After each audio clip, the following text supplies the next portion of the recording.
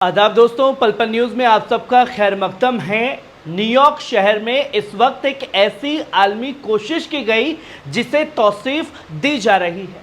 अमन की आखिरी उम्मीद के तौर पर दो रियासतों के हल यानी 2 स्टेट सॉल्यूशन पर एक बड़ा बाअसर और सियासी तौर पर संवेदनशील कॉन्फ्रेंस हुई, जिसकी मेज़बानी की सऊदी अरब और फ्रांस ने, और इसमें दुनिया भर से हाई लेवल लीडरान शामिल हुए। इस तकरीब का मकसद साफ था, फ़लस्तीन इजराइल जंग का हल निकालना और एक ऐसी फ़लस्तीनी रियासत का तसव्वुर देना जो खुद मुख्तार हो, जमहूरी हो और इजराइल के साथ पुरअमन ढंग से रहे। लेकिन सवाल ये है, क्या वाकई में ये कॉन्फ्रेंस गजा के हक में थी या फिर इसके पीछे भी कोई सियासी एजेंडा छुपा हुआ है? हम आपको पॉइंट दर पॉइंट बताएंगे कि इस मीटिंग में क्या हुआ, किसने क्या कहा और सऊदी अरब का वो बयान जो अब बहस का मरकज बन चुका है, जिसकी तस्वीरें लोगों के सामने है। जहां आप देखें कि सबसे पहले मीटिंग का मकसद और अहम ऐलान क्या था। इस कॉन्फ्रेंस के आखिर में एक बड़ा तफसीली बयान जारी कर दिया गया, जिसमें कहा गया कि फ़लस्तीन इजरायली तसादुम का हल अब सिर्फ 2 स्टेट सॉल्यूशन है। दोस्तों, दूसरी बात रखी गई कि फ़लस्तीन को यूनाइटेड नेशन में मुकम्मल रुकनियत दी जाए। तीसरी बात रखी गई कि गजा में जंग को फौरन रोका जाए। चौथी बात रखी गई कि तमाम राइशी इलाकों से इजरायली फौज पीछे हटे। और पांचवी बात कि कैदी व राहिनों की रिहाई की जाए। बयान में यह भी कहा गया कि जंग, कब्जा और हिजरत ये अमन नहीं ला सकते। एक खुद मुख्तार सैयद फ़लस्तीनी रियासत इस इलाके के लिए ज़रूरी है। ये तो मीटिंग की अहम बात हुई जो अंत में प्रेस कॉन्फ्रेंस करके कह दी गई। वहीं दूसरी बात देखिए, कदम दर प्लान क्या है। इस मीटिंग में सिर्फ नारे नहीं लगे, बल्कि एक डेडलाइन दी गई इजराइल को।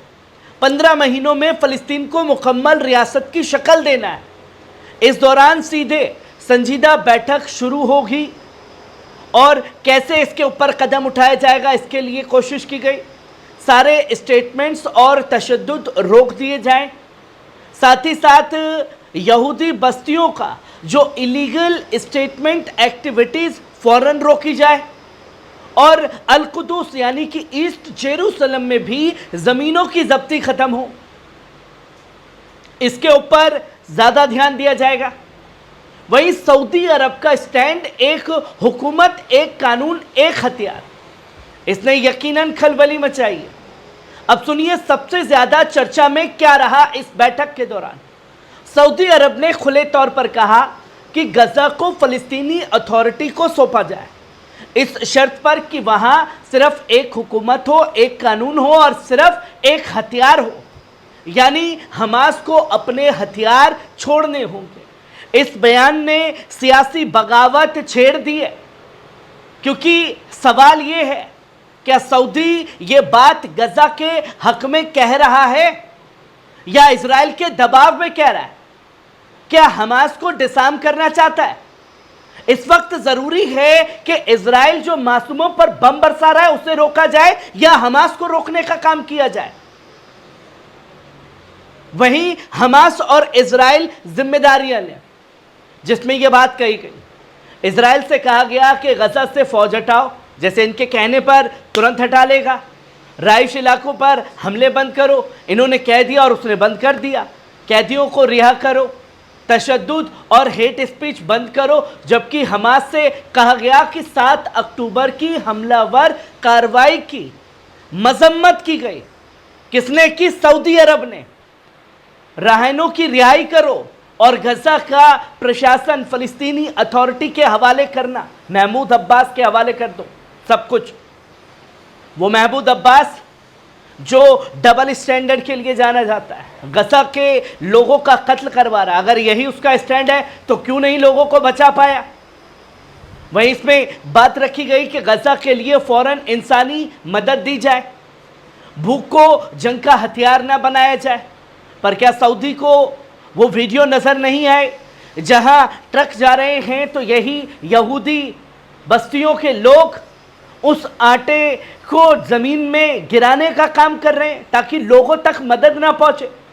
और सबसे बड़ी बात, गजा की तामीर यानी कि रिकंस्ट्रक्शन के लिए एक खास फंड बनाया जाएगा जिसमें यूएन और दूसरे मुल्क अपना हिस्सा डालेंगे। और क्या जो कंट्रीब्यूशन होगा वो पूरा लगेगा। वहीं इसमें बात की गई कि अमन के बाद का प्लान क्या है। ट्रांजिशनल गवर्नमेंट और इंटरनेशनल फोर्स बयान में कहा गया, जंग रुकने के बाद गजा में एक इंतकाली इंतजामी काउंसिल बने जो फलस्तीनी अथॉरिटी के जेरे साया काम करे। गजा को वेस्ट बैंक से मिलाकर एक मुकम्मल फलस्तीनी रियासत बनाई जाए और यूएन की तर्जुमानी में एक इंटरनेशनल पीस फोर्स गजा में कायम अमन के लिए तैनात की जाए। वो तो पहले भी थी, क्या यूएन की ये फोर्स रोक पाई? वहीं इंतखाबात और इस्लाहत, फलस्तीन को नया नक्शा देना है, इसके ऊपर कोशिश की गई। कैसे क्या किया जाए इसके ऊपर कोई डिटेल नहीं। फलस्तीन में एक साल के अंदर आम इंतखाबात कराए जाएंगे यानी कि इलेक्शन होंगे, हुकूमतें और इस्लाहत हो और गवर्नेंस सिस्टम मजबूत किया जाएगा। दोस्तों, इस पूरी बैठक की ज़बान पर तो अमन का लबादा था, लेकिन कई बयानात में सियासी मक्कारी और इजरायली एजेंडे की बू साफ महसूस हुई।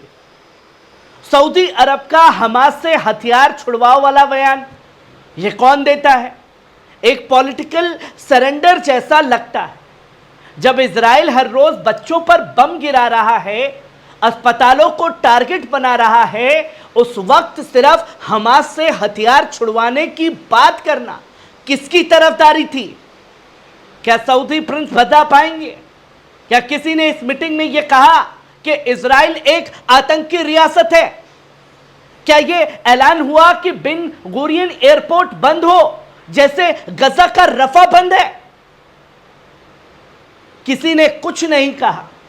दोस्तों, यह मीटिंग बेशक दिखावे में अमन की बात करती हो, मगर असल मुद्दा यह है कि जुल्म और मुजाहिमत के बराबर का गुनाह ठहराना खुद इंसाफ का कत्ल करना है। जब तक आलमी बिरादरी जालिम को जालिम कहने की हिम्मत नहीं करेगी, जब तक इजराइल से मुकम्मल बायकॉट और पाबंदियों की बात नहीं होगी, तब तक ना कोई अमन होगा, ना कोई रियासत, ना कोई हल निकलेगा। सिर्फ और सिर्फ बैठक होगी और रिजल्ट निकलेगा ढाक के 3 पात। और ये हर मीटिंग में दिखाई दे रहा है। दोस्तों, जिस तरीके से न्यूयॉर्क से तस्वीर आई है, कुछ लोग बेशक से ये दिखाने की कोशिश करेंगे कि सऊदी अरब का बड़ा कदम, ऐतिहासिक कदम, तमाम बड़े ममालिक ने गजा के लिए उठाया बड़ा कदम। असल में क्या हो रहा है मीटिंग के दौरान? सिर्फ इजराइल की भाषा को आगे बढ़ाया जा रहा है, शक्ल और भाषा देकर के किसी और के रूप में। और ये काम सऊदी अरब ने इस मीटिंग में बखूबी किया है। जो दिल से तो बताते हैं कि इजराइल के साथ है, पर आगे से हर एक कदम उठाए जा रहे हैं इजराइल के फेवर में, जिसकी तस्वीरें लोगों के सामने हैं। कैसी लगी खबर? कमेंट बॉक्स में आकर के अपनी राय जरूर दीजिएगा। शुक्रिया।